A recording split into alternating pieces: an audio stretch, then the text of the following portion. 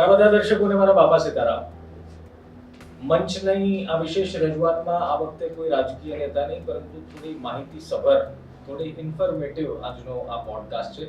તો તમે આ સેટઅપ થોડું હમણાં વાઇડ ફ્રેમમાં દેખાડીશ એટલે ખબર પડશે કે આ સેટઅપ કેટલો અલગ છે.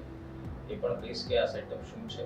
અને આજે આજનું જે પોડકાસ્ટ છે એ સ્પેસિફિકલી એવા લોકો માટે છે, ખાસ મારા એવા ભાઈ બહેનો માટે જે સરકારી એક્ઝામની તૈયારી કરી રહ્યા છે ને ખાસ જીપીએસસી માટે પ્રિપેરેશન કરી રહ્યા છે. જો આજનું આ પોડકાસ્ટ કરવાનો ભાવાર્થ એ છે કે જો તમે જીપીએસસીની તૈયારી શરૂ કરી દીધી હોય, તમે જીપીએસસીની તૈયારી શરૂ કરવા ઈચ્છતા હોવ, અથવા તો હજી તમે સ્કૂલ કોલેજમાં છો ને વિચારી રહ્યા છો, અથવા તો કન્ફ્યુઝ છો મારે જીપીએસસી કરવું જોઈએ કે નહીં, પ્રયાસ કરવો જોઈએ કે નહીં, એ તમામ માટે આજનો આ પોડકાસ્ટ છે. એક માહિતી. આજનો આ પોડકાસ્ટ અમે કરી રહ્યા છીએ વેબ સંકુલના સ્ટુડિયોમાં, અને વેબ સંકુલના પ્રોફેસર ફેકલ્ટી મેમ્બર અમારી સાથે મિતેશભાઈ રાજપૂત છે. મિતેશભાઈ, સૌથી પહેલા તો સ્વાગત છે. આમ તો મારે સ્વાગત ન કહેવું જોઈએ, સ્ટુડિયો તમારો છે, પણ હવે સ્વાગત છે. સૌથી પહેલો સવાલ બેઝિક, મારે થોડી અમારા દર્શકોને એવું કહેવું છે કે તમે જો જીપીએસસી ક્રેક કરવા ઈચ્છતા હો, તૈયારી કરવા ઈચ્છતા હો, તમારા મનમાં થોડી પણ શંકા છે કે ભાઈ મારાથી થશે કે નહીં, ફર્સ્ટ ગોલ્ડન રૂલ તમે શું માનો છો કે કોઈ સરકારી તૈયારી કરવા માટે કોઈ પણ ઉમેદવારે આટલું તો કરવું જ જોઈએ, અથવા તો આટલું તો મનમાં હોવું જોઈએ? ફર્સ્ટ ઓફ ઓલ તો હું બધા ગુજરાત તકના જે દર્શકો છે સર એને નમસ્કાર કહું છું.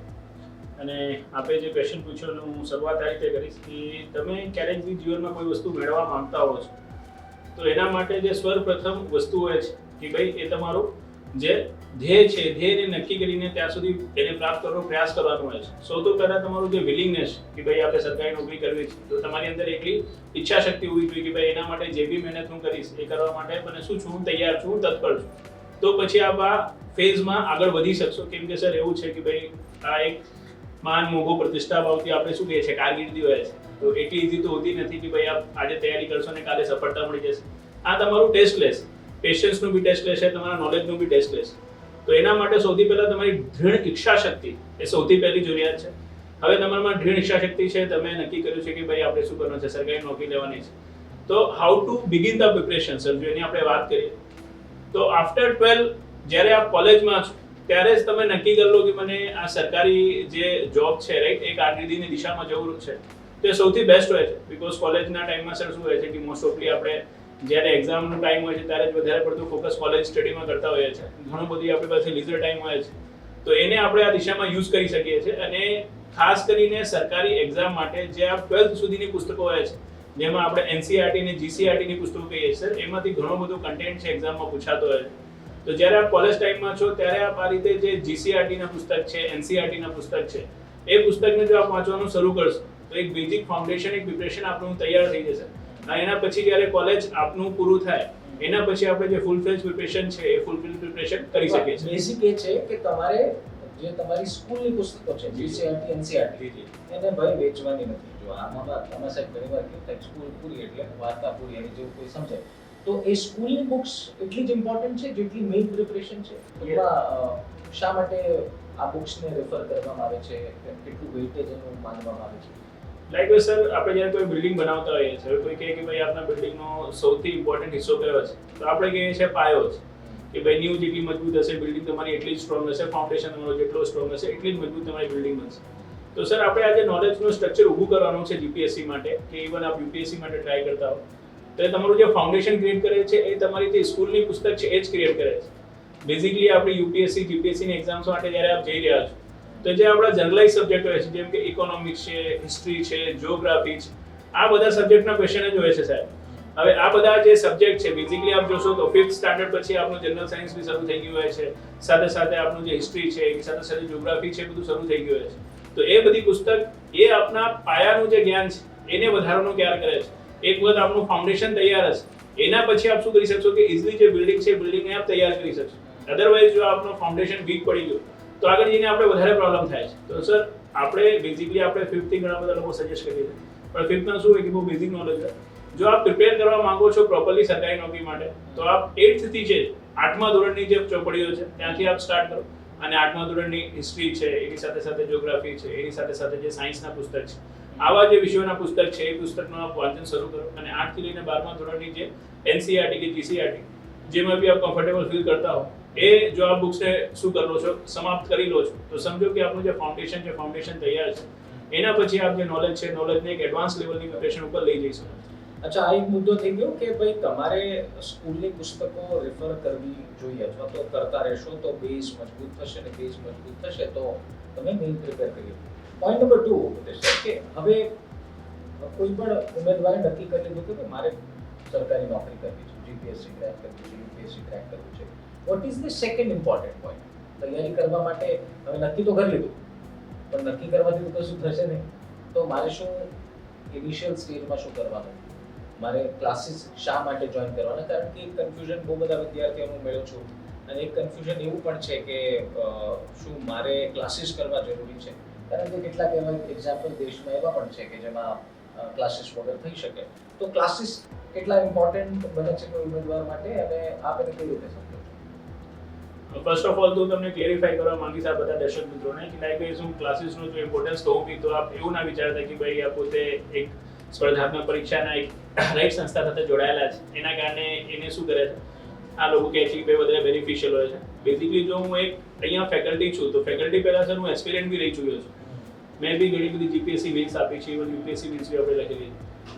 તો એના કારણે જે કોચિંગનું ઇમ્પોર્ટન્સ છે હું સમજુ છું કે આ જે એક્ઝામ છે આ એક્ઝામનો જ્યારે આપ સિલેબસ જોશો તો that is a vast syllabus હે ના. That is not a syllabus of any standard કે ભાઈ ફિક્સ સિલેબસ છે અહીંયાથી જ ક્વેશ્ચન પૂછાય છે. હિસ્ટ્રી છે, જીઓગ્રાફી છે, ઇકોનોમી છે, સાયન્સ એન્ડ ટેકનોલોજી છે, કરંટ અફેર્સ છે, મેથ એન્ડ રિઝનિંગ છે, એન્વાયરમેન્ટ છે, પોલિટી છે. 8 સબ્જેક્ટ હોય છે GS ના અને એની સાથે સાથે મેથ રિઝનિંગ તો હોય છે અને પ્રિલિમમાં બી હોય છે, પછી મેન્સમાં બી હોય છે. પ્રિલિમમાં ઓબ્જેક્ટિવ હોય છે, મેન્સમાં ડિસ્ક્રિપ્ટિવ હોય છે. તો આટલા મોટા સિલેબસને નો ડાઉટ સેલ્ફ સ્ટડી જ્યારે તમારી વિલિંગનેસ છે તમે કશું બી કરી શકો છો. But it will take time. જ્યારે તમે પ્રોપરલી આને પોતાના રીતથી કરવા જશો તો ફર્સ્ટલી તો તમે એવી બધી વસ્તુઓ વાંચી લેશો કે જે આપના કામની નહીં. અધરવાઇઝ આપ એ રીતથી વાંચશો જે રીતથી એક્ઝામમાં પૂછાતું નથી. તો કહેવાય છે કે લર્નિંગ બાય ડુઈંગ. એક બે વખત આપ વાંચશો પછી આ પેપર જોશો તો આપને ખ્યાલ આવશે યાર આ જે મારી મેથડ છે ખોટી છે, પછી આપ એ મેથડને ચેન્જ કરશો તો એ આપનું શું કરશે? જે ટાઈમ છે ટાઈમ કિલ કરશે. આપનું જે પ્રિપરેશનનો ફેઝ છે એ લંબાવી દેશે.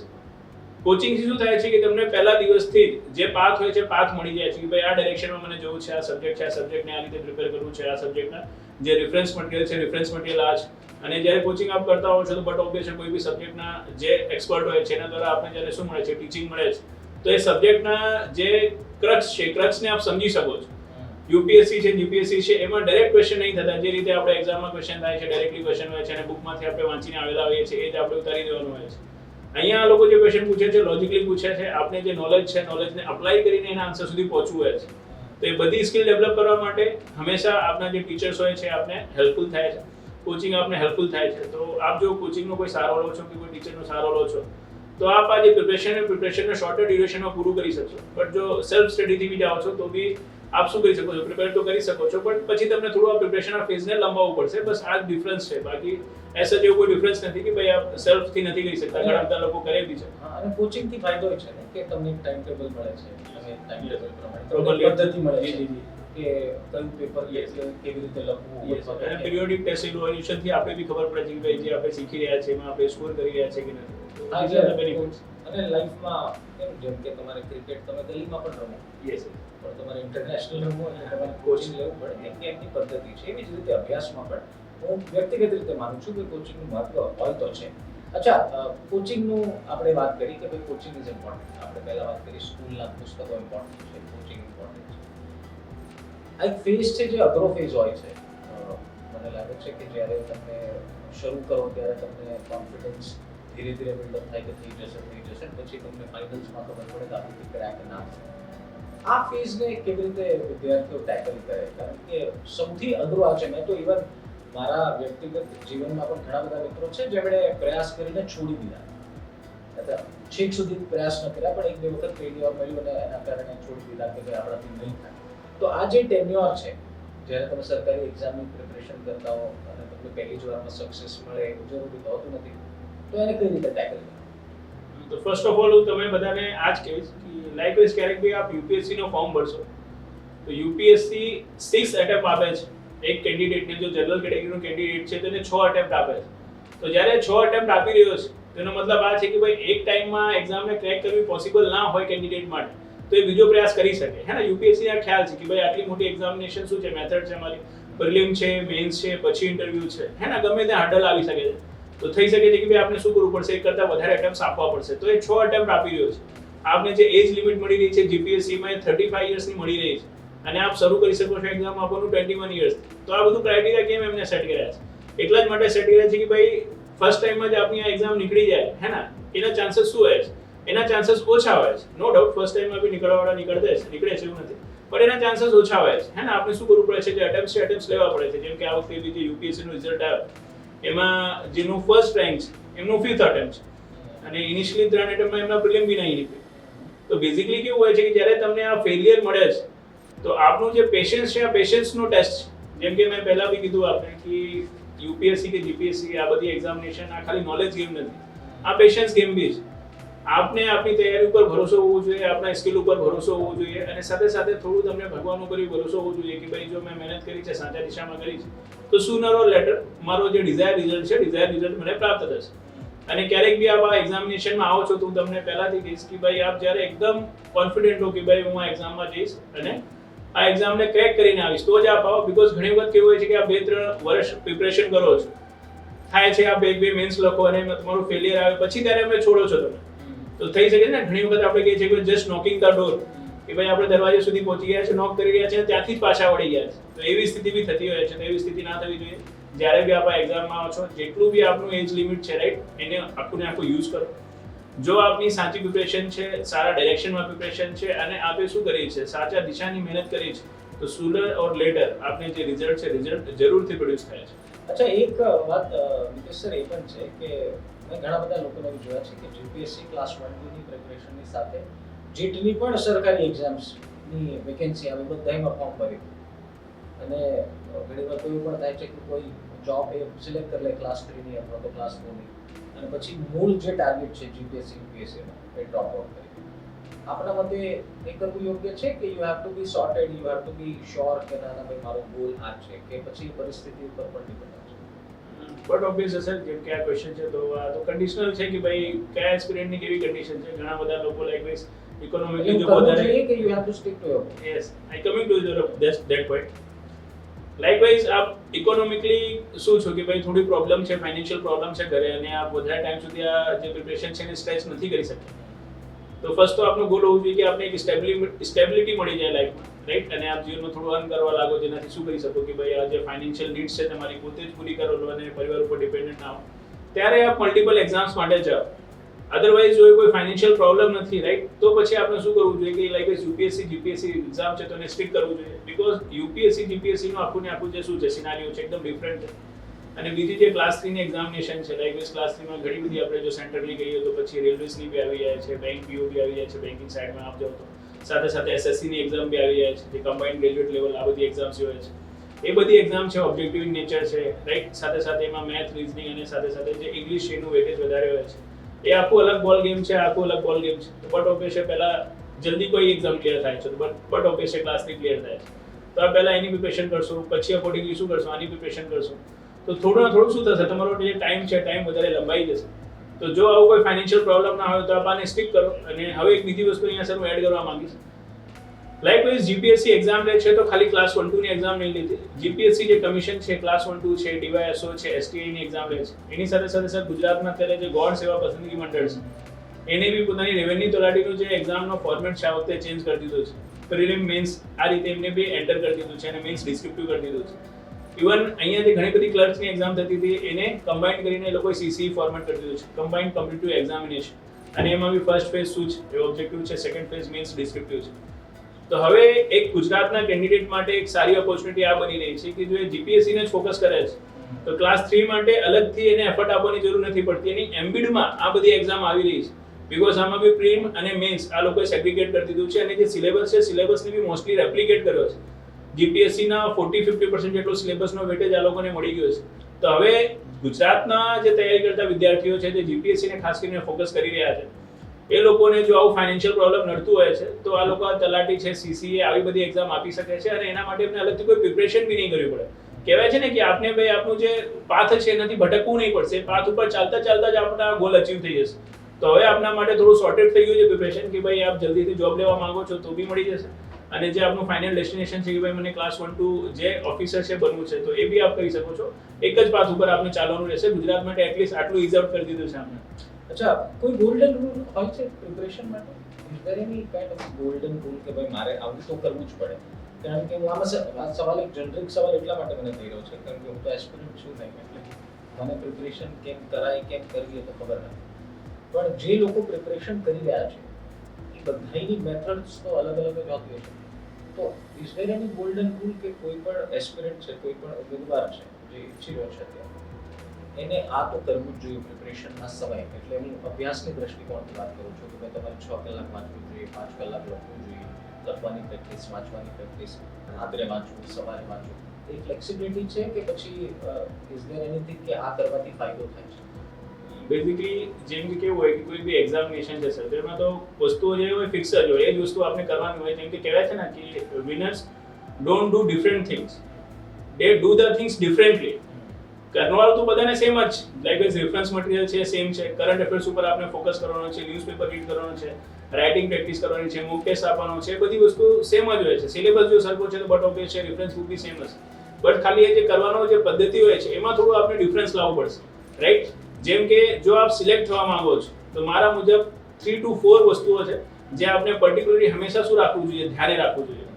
પહેલી વસ્તુ શું ધ્યાન રાખવી જોઈએ? તો પહેલી વસ્તુ આપણે ધ્યાન રાખવું જોઈએ કે ભાઈ મારું જે ગોલ છે, ગોલ મને અચીવ કરવું છે, અને જો મને અચીવ કરવું છે તો મને કોન્સ્ટન્ટ શું કરવાનું છે, પ્રિપરેશન કરવાની છે, અને એ દિશામાં આગળ વધતું રહેવાનું છે. ભલે થોડો ટાઈમ શું થઈ જાય, થોડું વધારે લાગી જાય, કેમ કે અહીંયા શું થાય છે કે ડિફ્લેક્શન બહુ વધારે આવે છે. લાઈક બસ 1 વર્ષ આપ તૈયારી કરતા થઈ જાવ અને પછી આપણું સિલેક્શન ના થયું હોય અને આપણી સાથે જે ગ્રેજ્યુએટ થયેલો આપણો મિત્ર હોય, રાઈટ, એ કોઈ જોબ કરતો હોય તો પછી અર્ન કરી રહ્યો છે, આપ નથી કરી રહ્યા તો આપણે ઇવેટ થાવ જોઈએ. એવું ના થવું જોઈએ. ફર્સ્ટ તો આપણામાં શું હોવું જોઈએ, પેશન્સ હોવું જોઈએ. પહેલી વસ્તુ પેશન્સની સાથે તૈયારી કરવાની છે. બીજી વસ્તુ કે જે બી આપણા ટીચર છે હે ને, એ જે આપણે કહી રહ્યા છે, રાઈટ, જે આપણે ગાઈડન્સ આપવામાં આવી રહ્યું છે એને પ્રોપરલી ફોલો કરવાનો છે. લાઈક વાઇઝ આપ કોચિંગ કરો છો, રાઈટ, તો જે આપણને શીખવાડવામાં આવે છે એ જ દિવસે આપણે શું કરવાનો છે, એને રિવાઇઝ કરવાનો છે. અધરવાઇઝ જો આપ કોચિંગ નથી કરતા, સેલ્ફ પ્રિપરેશન કરો છો, તો જે આપણે ટાઈમ ટેબલ બનાવ્યો છે એ ટાઈમ ટેબલને સ્ટીક કરવાનો છે, હે ને? ચીટ ડેઝ આમાં નથી રાખવાના કે બેકલોગ ક્રિએટ નહીં થવા દેવાનું કે ચલો આજનો કાલ કાર્ય કરી લઈશ, કાલનો પરમ દિવસે કરી લઈશ. એક વખત જો બેકલોગ ક્રિએટ થવાનું થશે તો પછી તો આપણો સિલેબસ ટાઈમલી પૂરો જ નહીં થાય અને ક્યારેય પૂરો નહીં થાય. તો કન્સિસ્ટન્સી ફર્સ્ટ છે, પેશન્સ. સેકન્ડ રૂલ હોય છે કન્સિસ્ટન્સી. કન્સિસ્ટન્સી હોવી જોઈએ, નિયમિતતા હોવી જોઈએ. રોજનું જે તમારો ટાર્ગેટ છે એ કમ્પ્લીટલી શું હોવું જોઈએ, આપણું પૂર્ણ હોવું જોઈએ, રાઈટ, અને એની સાથે આપણને આગળ વધવું જોઈએ. ત્રીજી જે વસ્તુ હોય છે એ વસ્તુ હોય છે પ્રેક્ટિસ. પ્રેક્ટિસ શું છે કે ભાઈ રિગ્રેસ રિવિઝન. જે આપ જોઈ રહ્યા છો એવું નથી કે ભાઈ રોજ નવું નવું શીખી જ રહ્યા છો અને પાછળનું ભૂલાઈ રહ્યા છો. પિરિયોડિકલી આપણે એનું રિવિઝન કરવું જોઈએ. સાથે સાથે જે ટેસ્ટ છે એ ટેસ્ટમાં અપિયર થવું જોઈએ, અને એની સાથે સાથે જે રાઇટિંગ પ્રેક્ટિસ છે એ રાઇટિંગ પ્રેક્ટિસ કરવી જોઈએ. અને ફોર્થ છે કરંટ અફેર્સ. બેઝિકલી આપણે શું કરીએ છીએ કે સર જે સ્ટેટિક બુક છે, હિસ્ટ્રી છે, જ્યોગ્રાફી છે, રાઈટ, આ બધું વધારે વાંચતા હોઈએ છીએ, અને એની વચ્ચે વચ્ચે શું છૂટતું હોય છે, કરંટ છૂટતું હોય છે. ઘણા બધા વિદ્યાર્થી મિત્રો શું કરે છે કે જ્યારે એક્ઝામ હોય છે અને લાસ્ટમાં કરંટ કવર કરવા જાય છે. હવે જીપીએસસી, યુપીએસસી જેવી જે બોડી હોય છે, આખા વર્ષમાં જે મહત્વની ઘટનાઓ હોય છે ત્યાંથી લઈને ક્વેશ્ચન પૂછે છે, અને આખા વર્ષની મહત્વની ઘટનાઓમાં બટ ઓબ્વિયસ છે ઇકોનોમી રિલેટેડ બી ઘટનાઓ થઈ હશે, સાયન્સ એન્ડ ટેકનોલોજી રિલેટેડ બી થઈ હશે, એની સાથે સાથે પોલિટીમાં બી શું થયા હશે, બટ ઓબ્વિયસ છે એક બે બિલ પાસ થયા હશે, કોઈ આર્ટિકલ ન્યૂઝમાં આવ્યું હશે, તો એ લોકો ત્યાંથી જ ક્વેશ્ચન ઉપાડે છે. અને આપણને શું લાગે છે કે પોલિટી સબ્જેક્ટથી ક્વેશ્ચન આવી ગયો છે કે પછી જીઓગ્રાફીમાંથી ક્વેશ્ચન આવી ગયો છે. Basically A place in news હોય છે. જો તમે એને શું કરો છો, કરંટમાં કવર કરો છો, તો એ ક્વેશ્ચન આપણું ઇઝીલી થઈ જાય. જેમ કે લાઈક આટલો બધો કન્ફ્લિક્ટ થયો ઇઝરાયલ અને પેલેસ્ટીન વચ્ચે. હવે એ જે ક્ષેત્ર છે એ ક્ષેત્રનું આપણે જીઓગ્રાફી ખબર હોવું જોઈએ કે ભાઈ ત્યાં જોર્ડન જે ડેડ સી છે, ડેડ સી કયા દેશમાં છે, એ સાઈડ આપ જોશો બ્લેક સી બી છે, એ સાઈડ જોશો તો આપણે કેસ્પિયન સી બી છે, તો કયા કયા દેશની બોર્ડર બ્લેક સી થી નડે છે, જેમ કે રશિયા, યુક્રેન, તો બ્લેક સી આપણે ખબર હોય તો શું છે, એક મોટો એમાં ચર્ચાનો વિષય વસ્તુ છે. તો દેટ ઇઝ અ થિંગ. કરંટથી ઘણું બધું આપણે હેલ્પ થતું હોય છે. આપના જે સબ્જેક્ટના ક્વેશ્ચન હોય છે ડાયરેક્ટલી કરંટથી નીકળીને આવતા હોય છે. તો આ જે ચોથી વસ્તુ છે આપણે ધ્યાન રાખવું છે, કરંટ આપણે રેગ્યુલર બેઝિસ ઉપર ફોકસ કરવાનો છે. જો આ 4 વસ્તુઓ ઉપર શું કરો છો આપ, જે મહેનત છે મહેનત કરો છો, તો આપ જરૂર રિઝલ્ટને શું કરશો, પ્રાપ્ત કરશો. હું ફરીથી રિવાઇઝ કરી દઉં આપના માટે. ફર્સ્ટ છે પેશન્સ, ધૈર્યની સાથે તૈયારી કરવાનું છે. સેકન્ડ છે કન્સિસ્ટન્સી, નિયમિતતા. જો નિયમિતતા આપમાં હશે તો જ પછી આપણો સિલેબસ ટાઈમલી પૂરો થશે. થર્ડ છે પ્રેક્ટિસ, જે બી આપ શીખો છો એને પ્રોપર રિવિઝન કરો. ટેસ્ટમાં અપિયર્સ થાવ, અને ફોર્થ છે કે ભાઈ રોજે રોજ આપણે ન્યૂઝપેપર સ્ટડી કરવાનું છે, જે કરંટ અફેર છે, કરંટ અફેર્સથી ટચમાં રહેવાનું છે, દુનિયામાં શું ચાલી રહ્યું છે એનું જ્ઞાન આપણને હોવું જોઈએ, અલગ નહીં થઈ જવાનું. અચ્છા, તમારા મતે તમે આટલા ટાઈમથી આખી સિસ્ટમ સાથે જોડાયેલા છો, વેક્સન ટૂલ સાથે પણ જોડાયેલા છો, બાકી એજ્યુકેશન ઇન્સ્ટિટ્યૂટનો પણ આપને અનુભવ છે. તમારા મતે વિદ્યાર્થીઓ અત્યારના જે ઉમેદવારો છે એ ભૂલ શું કરે છે? કારણ કે એક ગ્રાફ આખો એવો છે કે જેમાં વિદ્યાર્થીઓને ફેલિયર મળે તો એમને ઘણીવાર ખુદ નથી ખબર હોતી કે આપણે શું ભૂલ કરી. તમે કીધું એ બધું જ કરે છે, ટાઈમથી પ્રિપરેશન કરે છે, રિવિઝન પણ કરે છે, દે આર સિરિયસ ઓલ્સો, પણ તેમ છતાં એ લોકોને સફળતા નથી મળતી. તો તમારા મતે એઝ અ ફેકલ્ટી આપને શું લાગે છે વિદ્યાર્થીઓ ક્યાં નાની એવી ભૂલ કરે છે જે એમને ખ્યાલ નથી આવતો? બેઝિકલી કોઈ બી વ્યક્તિને જ્યારે નિષ્ફળતા મળે છે તો બટ ઓબ્વિયસ છે sir, failure has different reason but success has none, એવું કહેવાય છે. તો વિજય માટે તો કોઈ કારણ નથી કહેતા. ફેલિયર માટે બધા લોકોને એક્સક્યુઝસ હોય જ કે ભાઈ આ કારણ છે, પહેલું કારણ છે, પહેલું કારણ છે. હવે ફેલિયર માટેનો જે મેઇન મને અહીંયા દેખાય છે કે ગુજરાતમાં લાઇકવાઇઝ છે કે જે સ્ટુડન્ટમાં જે ઉણપ મને દેખાતી હોય કે અહીંયા ઘણા બધા મારે ત્યાં તૈયારી ઓફલાઈન બી કરે છે, ઓનલાઈન બી કરે છે. જે મને સૌથી મોટો પ્રોબ્લેમ લાગે છે વિદ્યાર્થીનો, કે લાગે છે કે ભાઈ એ વસ્તુને અન્ડરસ્ટેન્ડ કરવા કરતા વધારે પડતું શું છે કે લાઈન બાય લાઈન મગિંગ અપ કરવાનો પ્રયાસ કરી રહ્યો છે. યસ, જેને આપણે સામાન્ય ભાષામાં કહીએ ગોખે છે. કેમ કે એમાં એમનું બી વાંક નથી સર. આપણું જે સ્કૂલિંગ સિસ્ટમ છે આખું ને આખું આપ જોશો ને તો મેમરી બેઝ બનાવવામાં આવ્યો છે કે ભાઈ એક પર્ટિક્યુલર પુસ્તક છે, એ પર્ટિક્યુલર પુસ્તકને આપ યાદ કરીને આવો, એનાથી ડાયરેક્ટ ક્વેશ્ચન થશે અને આપ લખી દો, આપ જીવનમાં પાસ થઈ ગયો.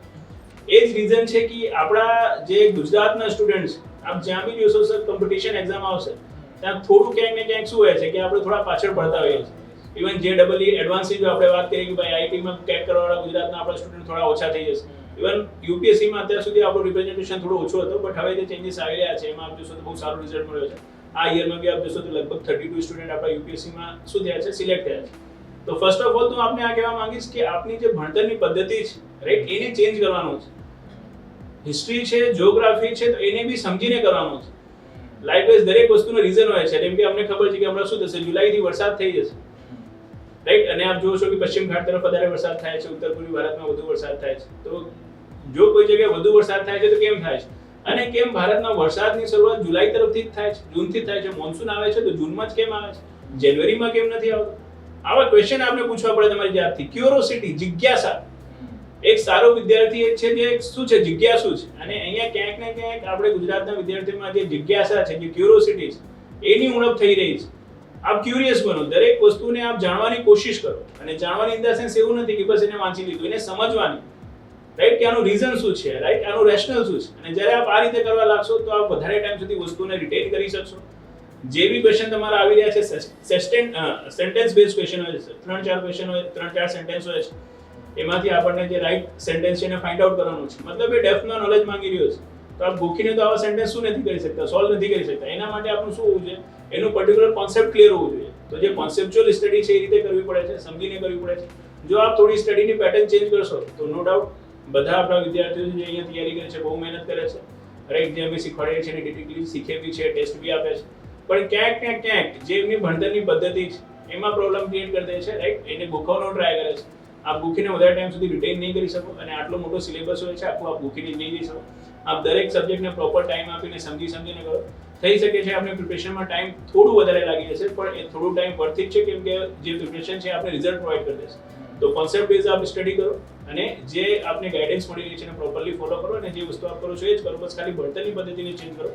આપ જોજો આપને રિઝલ્ટમાં શું મળશે, જે ડિફરન્સ છે ડિફરન્સ જોવા મળશે. ટૂંકમાં રીલ માટેની ક્યુરિયોસિટી બંધ કરો. યસ એટલે આમ તો જો મને તો કંઈ બહુ આમાં ખબર ન પડે, હું તો દેશી માણસ છું એટલે પણ સાહેબ કે છે એ પ્રમાણે. અને તમને લાગે છે આ બહુ ઇમ્પેક્ટ કરે, આ બધું રીલ્સ જોવું ને ડિસ્ટ્રેક્ટ કરે કોઈ વ્યક્તિને, રીલ જોયા કરવું ને? કેમ કે આ તો આઈપીએલ આવે તો પછી તૈયારી કદાચ 1 મહિનો મોડી કરી તો શું ચાલે, એવું કહેનારા હશે ને? બટ ઓબ્વિયસલી લાઈકવાઇઝ આ તો ઇશ્યુ ઓલવેઝ અમે ફેસ કરીએ છીએ રાઈટ, અમારી ક્લાસીસમાં બી કે ભાઈ સોશિયલ મીડિયાનો જે યુઝ છે એને કઈ રીતે કરી રહ્યા છે આપણે, હે ને. આપણે ફેસબુક છે, ઇન્સ્ટાગ્રામ છે, હવે જબ તમે એડિક્ટિવ બનો છો તો બટ ઓબ્વિયસલી એનું ઇમ્પેક્ટ હોય છે. બટ સોશિયલ મીડિયાનો આપ યુઝ નથી કરતા રાઈટ, એનો મતલબ એ નથી કે મોબાઈલ મૂકશો તો જ યુઝ નહીં કરશો. લાઈકવાઇઝ આપ સોશિયલ મીડિયાનો યુઝ ના કરો, મોબાઈલનો યુઝ કરો. મોબાઈલ લાઈકવાઇઝ આપ શેના કઈ રીતે યુઝ કરો છો. હવે દરેક વસ્તુ શું છે સર, આપના ફિંગર ટિપ્સ ઉપર છે, અને ગૂગલમાં દરેક વસ્તુ છે. જેમ કે મેં તમને કીધું ક્યુરિયસ બનો. હવે આપ ક્યુરિયસ તો બની રહ્યા છો, આપના અંદર ક્વેશ્ચન ક્રિએટ થઈ રહ્યા છે, હવે પૂછવા માટે કોઈ છે નહીં આન્સર ક્યાંથી મળે, તો ગૂગલ છે, વસ્તુને ગૂગલ કરો. તો આપ આ રીતથી યુઝ કરો, રાઈટ, રાધર દેન કે આપને હાથમાં મોબાઈલ આવ્યો તો સીધું તમે ઇન્સ્ટાગ્રામ ખોલ્યું અને જોયું કે ભાઈ કેટલા લોકોએ શું કર્યું છે, મેં મેસેજ કર્યો છે, કેટલા લોકોને રિપ્લાય કરવાનો છે, કે હું એક સ્ટેટસ અપડેટ કરી દઉં, કે હું એક રીલ અપડેટ કરી દઉં. તો આપ જે ઇફેક્ટિવ યુઝ છે, રાઈટ, એ રીતથી શું કરો, જે ઇન્ટરનેટ છે એનું યુઝ કરો. Try to avoid social media, right. એનાથી કોઈ મેજર ઇમ્પેક્ટ નહીં આવે કે આપ 1-2 વર્ષ યુઝ નહીં કરો, રાઈટ. બટ ઓબ્વિયસલી આપ પ્રિપરેશન ટાઈમમાં યુઝ કરશો તો એનું શું આવે છે, થોડું તો ઇમ્પેક્ટ આવે છે. ઘણી વખત તમે એવા સ્ટુડન્ટ બી જોયા આવે છે કે ભાઈ ફેસબુકમાં કોઈનું અપડેટ જોઈ લે છે, રાઈટ, કે કોઈ એમનો મિત્ર છે એનું જોબમાં અપ્રેઝલ મળી ગયું, હવે આ તો પ્રિપરેશન કરી રહ્યો છે ને અપ્રેઝલ મળી ગયું, એની સેલરી હાઈક થઈ ગઈ, તો આ ડિપ્રેશનમાં આવી રહ્યો છે કે યાર એ તો ત્યાં પહોંચી ગયો, હું તો ત્યાં પહોંચ્યો જ નહીં, મારી તો ત્યારે સ્ટાર્ટ જ નહીં થઈ. તો આવા બી ઇમ્પેક્ટ આપણે ક્રિએટ થતા હોય છે. તો try to avoid that thing. અને એક શું કરો, એક ઇન્ટેલેક્ચ્યુઅલ જે યુઝ હોય છે ઇન્ટરનેટનો એ કરો, એ આપણે શું કરશે, પ્રિપરેશનમાં બેનિફિટ કરશે. અને આફ્ટર સિલેક્શન એ તો બધી વસ્તુ તમારી છે, ગમે ત્યારે તમે યુઝ કરી શકો છો. અચ્છા, માતા પિતાનું એક કન્ફ્યુઝન દૂર કરવું છે મિતેશભાઈ આપણે. કેટલાય માતા પિતા એવા છે, હું જ્યારે સ્કૂલમાં ભણતો ત્યારે મને તો ખબર છે, મારા મમ્મી પપ્પાની વાત નથી કરતો, પણ મેં મારા મિત્રોના મમ્મી પપ્પાને પણ એવું કહેતા સાંભળ્યા છે કે તારે 12માં આટલા ટકા છે એટલે તું આ તો નહીં જ કરી શકે. તો આ મને લાગે છે કે અમારા જે ગુજરાતના આપણા રૂરલ એરિયાઝ છે ત્યાં હજી પણ એક આવું કન્સેપ્ટ છે અથવા તો આવી માનસિકતા છે. છોકરો તૈયાર છે કરવા, પણ ઘરેથી સપોર્ટ એટલા માટે નથી કેમ કે તે 10માં અને 12માં વધારે ટકા નથી લાવ્યા. એટલે એક માનસિકતા એવી છે કે જો 12માં બાળક સારા ટકા ન લાવે તો એ હોશિયાર નથી, એટલે એ જીપીએસસી યુપીએસસી ન કરી શકે. એવા માતા પિતાને આપ શું સલાહ આપશો? ફર્સ્ટ ઓફ ઓલ તો હું એવું કહીશ કે લાઈકવાઇઝ આપના જો મધર ફાધરને છે એમને આપની એબિલિટીમાં વિશ્વાસ નથી અને એ આપને ખાલી એક રિઝલ્ટથી શું કરી રહ્યા છે, તારવી રહ્યા છે, આપની એબિલિટીને ચેક કરી રહ્યા છે. તો સર એક મૂવી આવ્યું છે 12th ફેલ કરીને, હું એવું કહીશ કે 12th ફેલ મૂવી બતાવો આપ આપના માતા પિતાને, અને એમાં એ જોવે કે ભાઈ કેવી રીતે 12માં ફેલ થયેલો જે વ્યક્તિ હોય છે એ આઈપીએસ ઓફિસર બનતું હોય છે. બેઝિકલી કેવું છે સર કે જે ભગવાને બ્રેન આપ્યું છે આપણે, એ બધાને સરખું જ બ્રેન આપેલો છે. બધાના બ્રેન્સમાં એટલા જ નંબર ઓફ ન્યુરોન્સ છે, બધાના બ્રેનમાં એટલું જ વ્હાઇટ મેટર છે, જેટલું મારામાં છે એટલા જ બ્રેનમાં આપણે બી વ્હાઇટ મેટર છે. તો બધાની જે એબિલિટી હોય છે, રાઈટ, એ હોય જ છે, બસ ખાલી એને ઓળખવાની જરૂર છે, આપણે મહેનત કરવાની જરૂર છે. હનુમાનજીને બી જામનજીએ યાદ કરાવવું પડ્યું કે આપ હનુમાન છો, આપ કૂદી શકો છો, શ્રીલંકા પહોંચી શકો છો, ત્યારે એ પહોંચે ને. બટ ઓબ્વિયસ, તો જો તમે જાગૃત થાઓ છો અને મહેનત કરો છો, રાઈટ, તો બધી વસ્તુ આપ શીખી શકો છો. કેમ કે ભગવાને બધાને એબિલિટી આપી છે, બધાને સરખો જ માઇન્ડ આપ્યો છે. ઇનિશિયલી થઈ શકે છે કે ભાઈ આપણે ધ્યાન જ નહીં આપ્યું, જો ધ્યાન જ નહીં આપ્યું તો આપ ક્યાંથી સ્કોર કરશો, ક્યાંથી પાસ થશો, અને એના કારણે તમે ફેલ થયા. પણ હવે જો તમને લાગે છે કે ના, હું જો મહેનત કરું છું, આ વસ્તુને શીખી શકું છું, તો જરૂરથી આપ આપના માતા પિતાઓને પરસ્યુએટ કરો, એમને સમજાવવા જરૂરથી સમજશે. અને જેમ કે મેં તમને કીધું કે આવી મૂવીઝનો બી આપ સારો લઈ શકો છો. અધરવાઇઝ નાની કોઈ એવી એક્ઝામ છે, રાઈટ, એને બી આપણે શું કરી શકીએ છીએ, ક્રેક કરીને એમને બતાવી શકીએ છીએ કે જો હું અહીંયા રહીને આટલી એક્ઝામ જો ક્રેક કરી શકું છું, કે આમાં સારું પ્રદર્શન કરી શકું છું, તો હું આગળ બી વધી શકું છું. આપણને અલાઉ કરે. બટ ઓબ્વિયસ છે, બધાના માતા પિતાઓ સર આ જ ઈચ્છે છે કે મારો જે સંતાન છે ઉત્તરોત્તર પ્રગતિ કરે, આગળ વધે. અને જો એમનામાં દેખાશે કે ના, આપણે દિલથી મહેનત કરવા ઈચ્છે છે, ખંતીની મહેનત કરવા ઈચ્છે છે, તો હું એવું માનું છું કે જરૂરથી આપણે શું કરશે, તમારી જે પ્રિપરેશન છે એમાં સપોર્ટ કરશે. અચ્છા, એક જીપીએસસી કોઈ પણ કોમ્પિટિટિવ એક્ઝામની લઈને એક માનસિકતા એવી છે કે આ એક્ઝામ તો બહુ અઘરી હોય છે, એટલે કેટલાક લોકો એવા પણ છે જે સાંભળીને જ પીછેહટ કરી છે. હવે એવું માની શકાય કે મારામાં એ કેલિબર નથી, અથવા તો હું મેન્ટલી પ્રિપેર નથી કે મારે જીપીએસસી કરવું જોઈએ અથવા તો યુપીએસસી કરવું જોઈએ. પણ જે વિદ્યાર્થીઓ આ બેની વચમાં છે, જેને એની કોમ્પિટિટિવ એક્ઝામમાં ક્રેક કરવી પણ છે અને નથી પણ કરવી, અથવા તો સમજો કે એવા લોકો જે હજી ફૂલ્લી પ્રિપેર્ડ નથી, તો એને આપ શું સલાહ આપશો કે તમારે શું સ્ટેજ મનમાં રાખીને આગળ વધવું જોઈએ? કારણ કે એ તો છે ને કે મારા મનમાં કદાચ આવી ગયું મિતેશભાઈ કે મારે જીપીએસસી ક્રેક કરી જ લેવી છે, હું હોશે વેબ સંકુલમાં એડમિશન લઈ લઉં, પછી હું વાંચું જ નહીં, તો એમાં તો ભૂલ કોઈ સંસ્થાની કે માતા પિતાની તો છે નહીં, તો મારી જ ભૂલ છે, કેમ કે કરવાનું તો મારે છે. આવા જે કન્ફ્યુઝ લોકો છે અથવા તો વચ્ચે મગજમાં એ શ્યોર નથી, એવા લોકોને આપ શું કહેવા માંગો છો? ફર્સ્ટ ઓફ ઓલ તો લાઇકવાઇઝ જેમ કે આપણે પૂછ્યું કે ભાઈ જે જીપીએસસી છે કે યુપીએસસી એક્ઝામ છે, કોણ ક્રેક કરી શકે છે, હે ને? કોઈને એવું લાગી રહ્યું છે કે હું એટલો ઇન્ટેલિજન્ટ નથી કે હું ક્રેક કરી શકું, તો એમને હું આ આન્સર આપીશ કે આપ જે યુપીએસસી નો ફોર્મ નીકળ્યા છે, તો એમાં જે એજ્યુકેશન ક્વોલિફિકેશન ક્રાઇટેરિયા છે આપ એને જો. આપને જો અહીંયા એમબીબીએસ કરવું હોય તો બી આપને એટલીસ્ટ નીટ તો આપને ક્વોલિફાય કરવી પડે છે, અલગ વસ્તુ છે, પણ આપણે 12th ના બોર્ડમાં શું હોવું જોઈએ, 50% માર્ક હોવા જોઈએ, પછી જ આપ નીટનો ફોર્મ ભરી શકો છો. યુપીએસસી ખાલી આપણે કહ્યું છે કે આપણે ખાલી ગ્રેજ્યુએટ હોવું જોઈએ. ગ્રેજ્યુએટમાં સર કોઈ પર્સન્ટેજ ક્રાઇટેરિયા નથી, ઓનલી પાસ કેટેગરી. મતલબ ગ્રેજ્યુએશનમાં જો આપ 35% લાવીને ખાલી પાસ બી થાઓ છો તો બી આપ ફોર્મ ભરી શકો છો. કેમ યુપીએસસી આવો એજ્યુકેશન ક્રાઇટેરિયા સેટ કરી રહી છે? બીકોઝ યુપીએસસી માની રહી છે કે દરેકમાં શું છે, એબિલિટી છે, દરેકમાં સ્કિલ્સ. જો આપ ગ્રેજ્યુએશન પાસ કરી શકો છો તો આપ યુપીએસસી બી પાસ કરી શકો છો. તો જો આપ ગ્રેજ્યુએટ છો, પાસ થયા છો, તો સમજો આપ યુપીએસસી જીપીએસસી બી પાસ કરી શકો છો. એનું એજ્યુકેશન ક્વોલિફિકેશન આ કેમ સેટ કરવામાં આવ્યું છે? કેમ કે એમને લાગી રહ્યું છે કે જો આટલો વ્યક્તિ છે તો આના માટે યોગ્ય છે. જો એ યુપીએસસી જીપીએસસી ની એક્ઝામ છે એને પાસ કરવા માટે આપના ઇન્ટેલિજન્સ કરતા આપણું જે પેશન્સ હોય છે એ વધારે મેટર કરતું હોય છે. જેમ કે વધારે જે ઇન્ટેલિજન્ટ વ્યક્તિ હોય છે એમાં આપ જોશો ને યુપીએસસી જીપીએસસી માં એ લોકોનું શું છે, ચલો યુપીએસસી માં તો એ લોકો વધારે છે, જીપીએસસી જેવા એક્ઝામમાં એટલા બધા સ્કોલર્સ આવતા બી નથી. Because it is an time taking process. એક વર્ષ તો આપ પ્રિપરેશન જ કરો છો, એક વર્ષ સુધી આ એક્ઝામ જ ચાલશે. પહેલા પ્રિલિમ લેશે, પછી મેન્સ લેશે, પછી ઇન્ટરવ્યુ લેશે, અને કોઈ બી પ્રોબ્લેમ આવ્યો તો નેક્સ્ટ અટેમ્પ્ટ. તો જે વધારે નોલેજેબલ હોય છે ને એ વેટ નથી કરી શકતો. એને દરેક વસ્તુ ઇન્સ્ટન્ટ જોઈએ, કેમ કે લાઈફમાં ક્યારેક ફેલિયર જોયો જ નથી. તો ક્યારેક ક્યારેક એમને પ્રોબ્લેમ થઈ શકે છે. પણ જે શું છે, એક મીડિયમ લેવલનો વિદ્યાર્થી છે જેને ફેલિયર જોયા છે, એક પેશન્સની સાથે તૈયારી કરીને એક સાચા દિશામાં આગળ વધતું હોય છે, ધીમે ધીમે વસ્તુઓને પાઇલ અપ કરીને આ જે એક્ઝામ છે એક્ઝામને ક્રેક કરી શકે છે. હું આપને કહું છું, એ વખત આપ રિઝલ્ટનું એનાલિસિસ કરો. કેટલા બધા વિદ્યાર્થી મિત્રો એવા હોય છે કે જેમનું જે સ્કૂલમાં હોય છે બહુ ખરાબ પુઅર માર્ક્સ હોય છે, બટ અહીંયા બહુ સારું પરફોર્મન્સ હોય છે. અને ઘણા બધા વાઇબ્રન્ટ કલરના જે શું હોય છે સ્ટુડન્ટ હોય છે, એ ઓવર કોન્ફિડન્સમાં ક્યાંક ને ક્યાંક, જેમ કે આપે કીધું કે ભાઈ લઈ તો લીધું પણ કંઈ વાંચી જ નહીં રહ્યું. કેમ નહીં વાંચી રહ્યું? કેમને લાગે છે કે ભાઈ અત્યાર સુધી પાસ થયો છું, 90% આવે છે, તો અહીંયા બી આવે છે. અને ત્યાં આયા કેમ કે પર્ટિક્યુલર એક બુકમાંથી જ ક્વેશ્ચન થઈ ગયો છે. અહીંયા બધાય તો યુપીએસસી જીપીએસસી માટે કે આ બુકથી જ પેપર નીકળશે. રાઈટ? ઓપન બુક એક્ઝામ જેવું રાખો ને તો બી તમને તકલીફ પડે, કેમ કે ઇન્સ્ટન્ટ આટલું બધું આન્સર શોધવામાં આપણે ટાઈમ કિલ થઈ જાય. ગમે ત્યાંથી ક્વેશ્ચન પૂછી શકે છે. તો મલ્ટીપલ સોર્સેસને આપણે શું કરવાનું છે? વાંચવાનું છે. તમારી જે સ્ટડીઝને એને મેનેજ કરવાની છે. રાઈટ? તો એમાં પછી એક ઇન્ટેલિજન્ટ વ્યક્તિ હોય કે પછી શું એક એવરેજ વ્યક્તિ હોય, બંનેને સરખી જ મહેનત કરવી પડે છે અને બધા પ્રકારના લોકો આ એક્ઝામને પાસ કરી શકે છે. અચ્છા, એવો કોઈ પોઈન્ટ જે આપણે અત્યારના આપણી ચર્ચામાં મિસ કરી ગયા છે, તમારે નોટ કરવો, એવી કોઈ બાબત જે તમને લાગતો હોય કે હું પૂછતા ભૂલી ગયો, એવી કોઈ બાબત તમને લાગે છે અને તમે કહેતા ભૂલી ગયા, તો આપણે બિંદાસ કહી શકો.